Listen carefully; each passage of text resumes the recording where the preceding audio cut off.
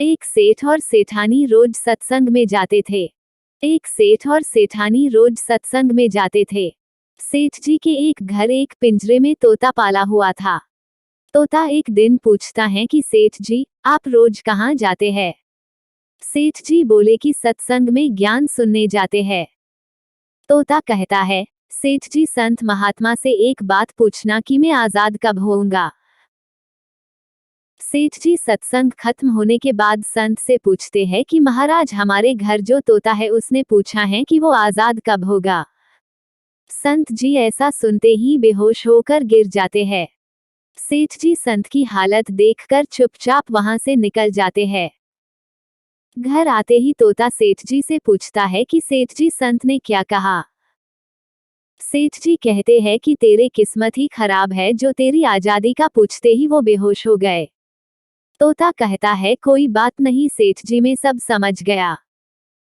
दूसरे दिन सेठ जी सत्संग में जाने लगते हैं, तब तोता पिंजरे में जानबूझकर बेहोश होकर गिर जाता है।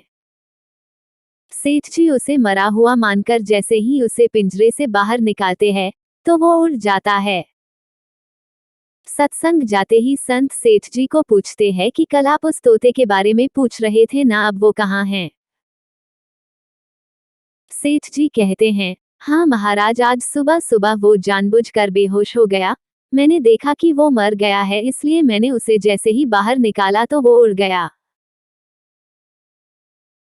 तब संत ने सेठ जी से कहा कि देखो, तुम इतने समय से सत्संग सुनकर भी आज तक सांसारिक मोह माया के पिंजरे में फंसे हुए हो, और उस तोते को देखो बिना सत्संग में आए मेरा एक इशारा समझकर आजाद हो गया। दोस्तों, इस कहानी से तात्पर्य ये है कि हम सत्संग में तो जाते हैं, ज्ञान की बातें करते हैं या सुनते भी हैं, पर हमारा मन हमेशा सांसारिक बातों में ही उलझा रहता है। सत्संग में भी हम सिर्फ उन बातों को पसंद करते हैं जिसमें हमारा स्वार्थ सिद्ध होता है,